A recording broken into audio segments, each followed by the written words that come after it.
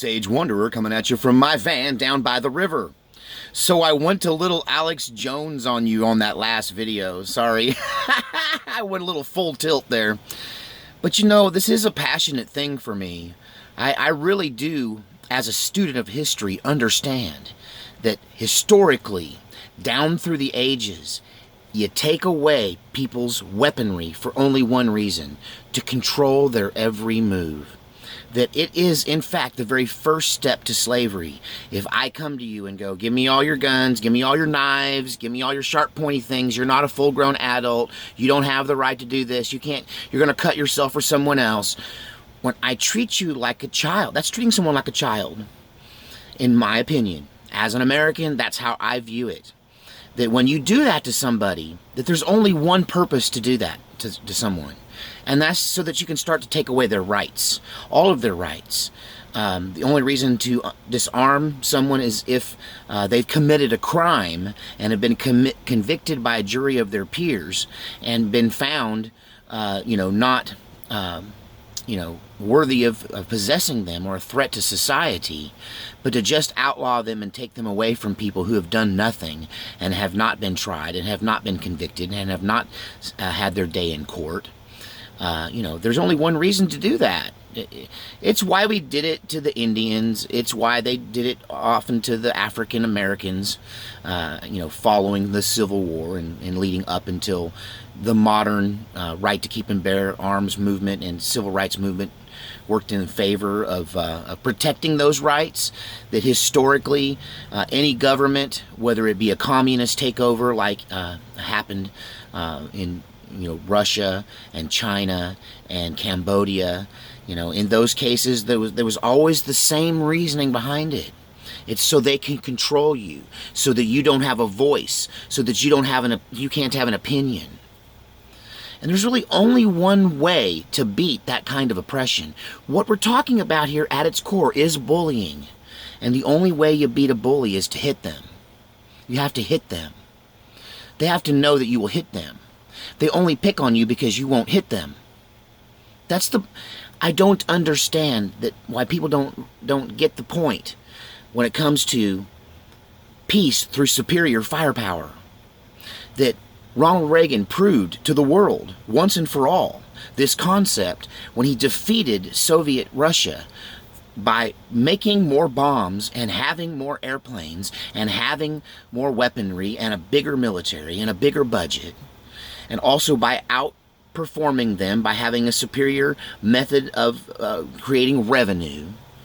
We outspent them because we could. And we did that by the sweat of our own brow in modern days, in my lifetime. That we as Americans buckled down and defeated communism. Well, in the Soviet communism at any rate. And so, we saw the Polish people be set free. We saw the Berlin Wall come down. And this is because we outperformed them.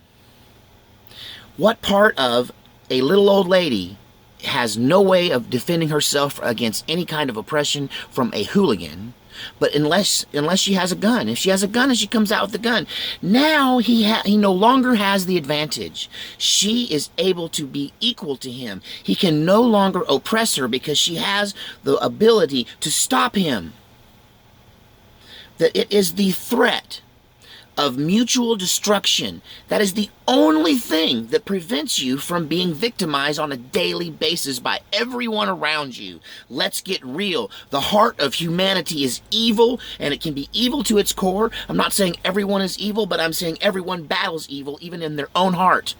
And if it was to go unchallenged, unpunished, without any retribution, if you could get away with if you could do what Aleister Crowley says and do whatever you want with no consequences, what might the evil heart of a human being conceive to do?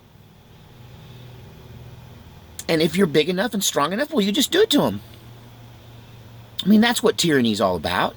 It's about bullying. And the only thing that stops that is equalization, the threat of mutual destruction. The little old lady was a victim until she had a gun, and now it made it equal.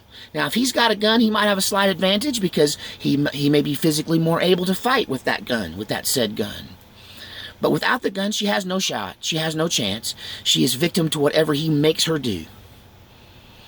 You understand that this is at the core of human nature. This is at the core of the fight between good and evil. This is at the core of freedom. That to be free is to be free from what? Free from tyranny. Free from oppression.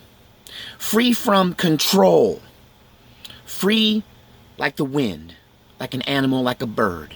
Like a wild creature. Free. And that there are those people out there whose life, their life goal, their obsession, their sick obsession is to control you, to prevent you from being free, to make you do what they tell you to do. You will do what I say because I said so. And that spirit of control is contrary to the spirit of freedom.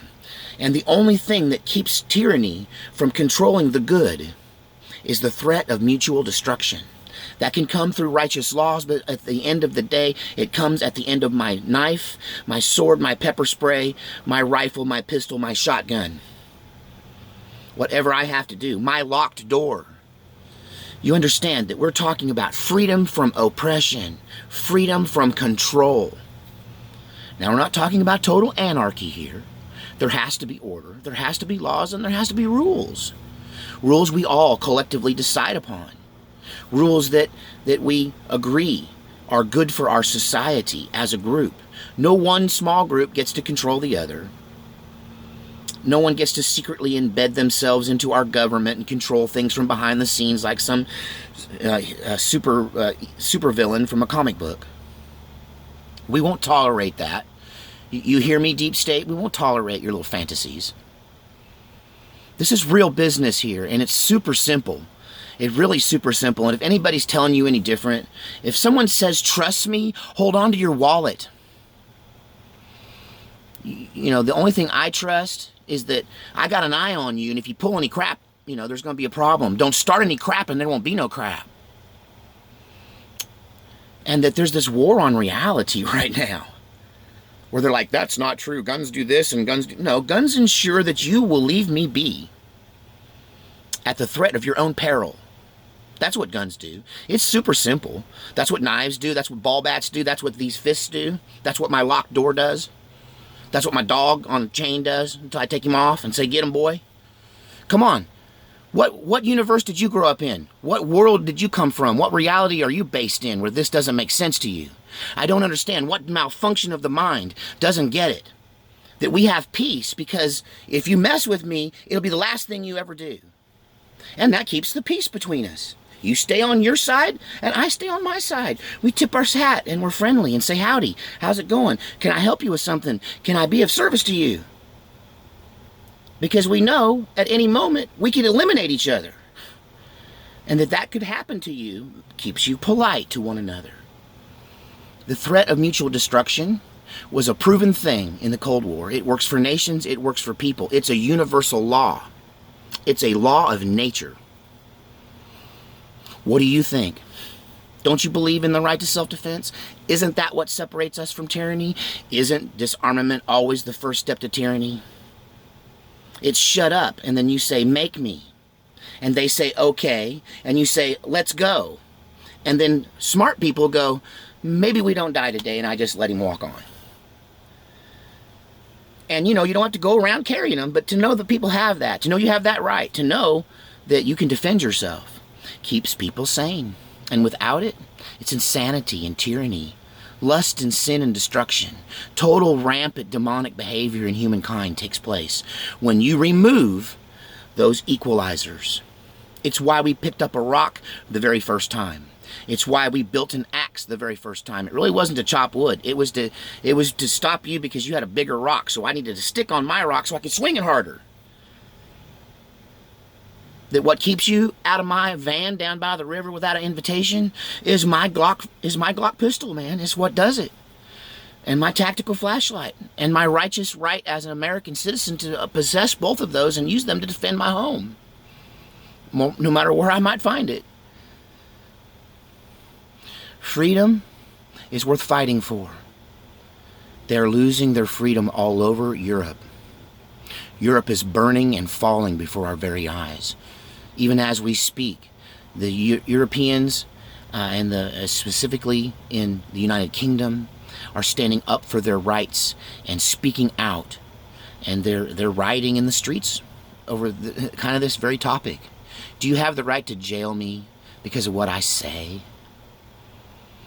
YouTube, are you going to try to take down my channel because of what I say? Isn't that bullying? Isn't that the epitome of bullying? Shut up, man. You'll say what I tell you to say. How dare you have an opinion? When you silence speech, you become the bully. God save us all. Yeah, the defecated material seems to be hitting the proverbial rotating blade.